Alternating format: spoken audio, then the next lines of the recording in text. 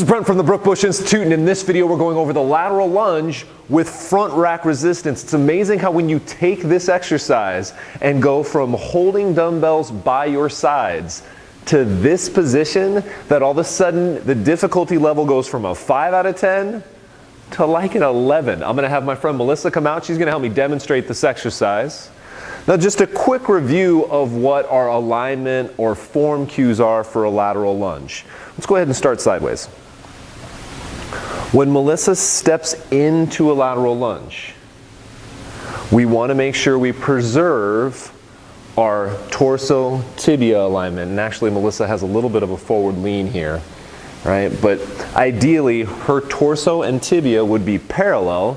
And what we're trying to do is preserve the contribution from her hip, knee, and ankle so that each of the muscles that cross those joints can contribute an appropriate amount of force. Go ahead and come back up. Obviously, if somebody had an excessive forward lean, like much more excessive than yours, and got no ankle dorsiflexion, they're not going to get anything out of their ankle complex. So we do want to watch and keep those tibia torso angles nice and aligned. On the same token, if somebody was really, really upright, they couldn't get anything out of their hip. You look pretty good. All right, go ahead and turn sideways. Now, if she steps towards me, the other alignment I'm going to look for, and she went a little wide, let's start over, is she's going to pick a distance to step out where when she lands, her hip, knee, and ankle end up in a straight line. So actually, when I'm looking from here and I'm looking from here, this half of her body looks like she's doing a squat. And as long as you guys know your squat mechanics, you're good to go. All right, you ready to get into front rack? All right, so I'm going to let her pick her poison here. Notice she goes for the lightest dumbbells, kettlebells rather. It's not her first take. I should probably let you guys know that it's not her first take. So she's not totally being a wimp.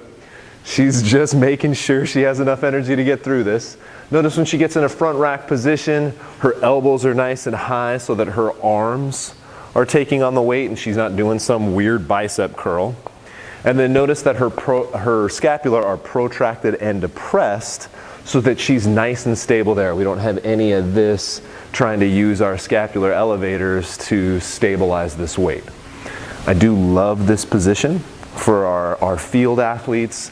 You think about like basketball or football and how you end up taking hits on the court. This is a great position to start building some strength and endurance. Note that of the tools we have out, dumbbells, BVRT bag, and kettlebells, we don't have an Olympic bar. We actually try to stay away from front rack position with an Olympic bar because it does require hypermobility of either your MCPs, your wrist, or your elbows. Now my strength sport athletes, if you guys need to do front rack position, that's cool for your sport, that's practice for your sport. For a general fitness or field sport athlete, we're going to stick with these tools.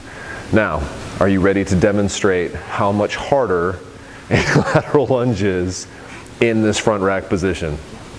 All right, go ahead and step towards me.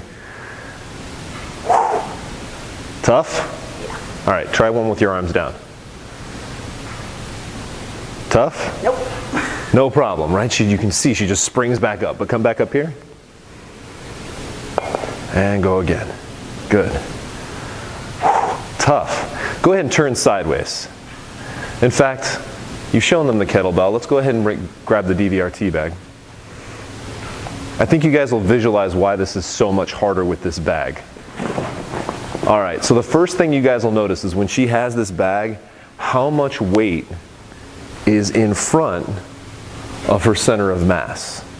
So as soon as she steps sideways, all of that mass tries to pull her forward. Go ahead and step back up.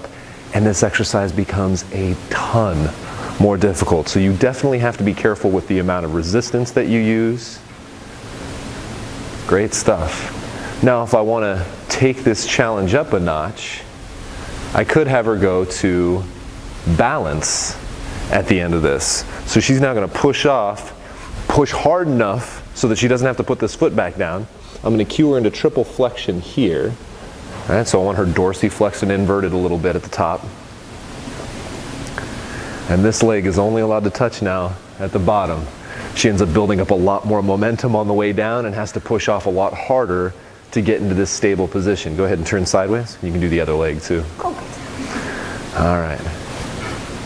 We also get a little bit more recruitment from this glute medius and this glute max to stabilize her pelvis when she gets to the top.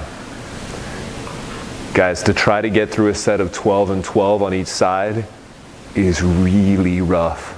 You put this in your strength endurance phase of your training, I think you guys are going to find it very challenging, and I think you're going to find that anything that comes after in your programming for legs is just not going to seem that bad. You'll have built up a fair amount of endurance, a fair amount of conditioning, so that everything that comes after is just a piece of cake. You can go ahead and stop.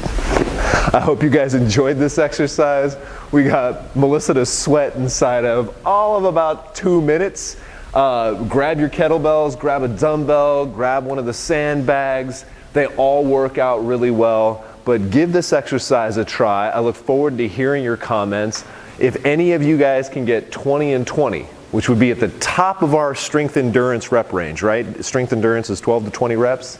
If anybody can do 20 and 20 on each leg with rack position resistance, I want to see it on video. Send it to me, hit me up on Facebook or Instagram. Let's make a little challenge of this. I think that would probably end up being about 3 minutes straight, 2 or 3 minutes straight of doing lateral lunges in rack position.